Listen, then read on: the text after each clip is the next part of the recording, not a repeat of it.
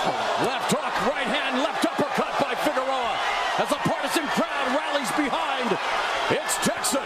It's the battle of attrition, a mental brawl right now, besides the physical one you see in the ring. Round 6 coming up. It's insane. That's insane. Round 6 coming up, dude. That was round 5. How does your mentality change after a fight like that? Because it went 12 rounds, dude, right? And you ended up winning the fight, right? Yeah. And it wasn't an easy fight. It was a tough fight, but man, your testicular fortitude, bro. It was easy in the sense that I never feared that I was going to lose because I wasn't going to lose. Like, he wasn't going to beat me. But it was tough in the sense of, like, there was just so much going on in my head aside from my hands being broken. You know, like I said, from my first cut. Like, it was the first time I went, you know, the distance. Like, and then it was for the title. So that was like me cementing, like, literally finding the treasure that I'd been digging my whole life for, you know? Like, it was insane. It was insane. Wow, man. Every time I see that fight, just seeing that clip, I was putting that clip together today, and I was fucking getting excited, dude, because it's just an amazing fight, toe-to-toe. That's like that's your Gotti Mickey Ward match right there, bro. How long, and how long after a match like that does your body hurt, man? And, I mean, because the cut was a headbutt. It wasn't, he didn't do it with his gloves. It was a headbutt that he had done.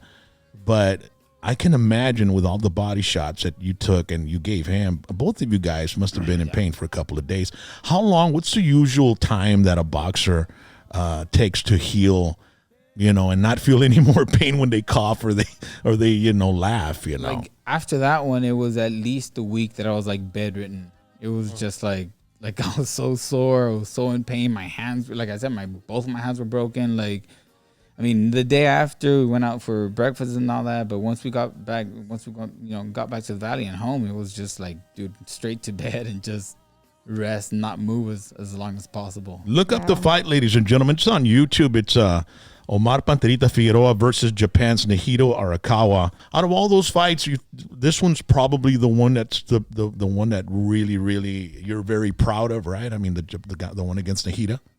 No, the one that I'm most proud of is the Guerrero fight. Orale. And what year was that? 2017. July 15, 2017. Why are you more proud of that one than you are of the one we just saw the clip? I mean, that fight, like I said, that fight was brutal and it was fun, but that fight was horrible for me. Like, it was amazing, but it was also I would say, like, that at that point in time, the worst moment of my life, because that's when I realized, like, that's when everything crumbled, because I realized that what I'd been chasing my whole life and what I'd sacrificed and gone through everything for, like, it didn't fill that void that I was hoping it would. And what was that void you wanted to fill? No, I have no idea. I just was trying to fill the void that I had. It says here in your personal life, Omar, who is of Mexican descent, is the older brother of former boxing champion Brandon Figueroa. He's here with us. Omar Figueroa brought light to mental health in his Showtime special, where he went on to discuss his childhood upbringing resulting in the struggles with PTSD, ADHD, and bipolar disorder. He continues to be an advocate for not just athletes, but to everyone who struggles with mental illness or mental health. Tell us a little bit about that, man. The PTSD, like, where does that come from, or what was the deal with that? I mean, well, it was my dad felt like he had to make me tough. And so that's the result of the tough, like, coaching that I had. The strict, disciplined coaching that he put on you. Yes. And what kind of relationship do you have with your dad right now? Is everything cool? Or because I know there was some stuff on social media where, you know, you were putting on there and there was kind of a little beef going on between you and your dad and stuff like that. And, you know, a lot of people don't understand the relationship, you know, the relationships between a father and a son in this type of situation. Not many people can, because not everybody's in this type of situation where the father is a trainer and the son. I mean, you do have some in boxing, but the dynamic is totally different than your regular father and son deal, right?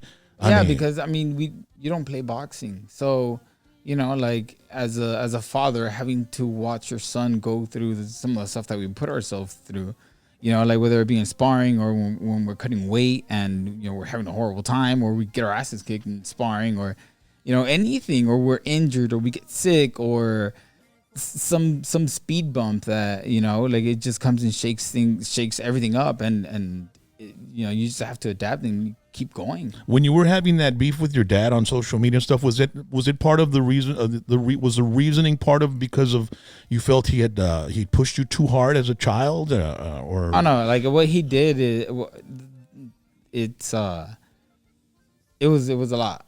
So that's why, you know, that's why I'm having such a hard time reconciling all of that, you know, but slowly but surely, as I'm going through life myself, as a father, as a human being, as, you know, everything, I'm slowly but surely like finding out a lot of these things that like humans go through, because I wasn't human for the longest time. I couldn't be. You know, so like just now I'm going through all these human things, and I'm finding out for the first time, and I'm getting to understand not just my dad, but humanity itself. Yeah. You know, and why things work the way they work and all that. So it's been an interesting journey.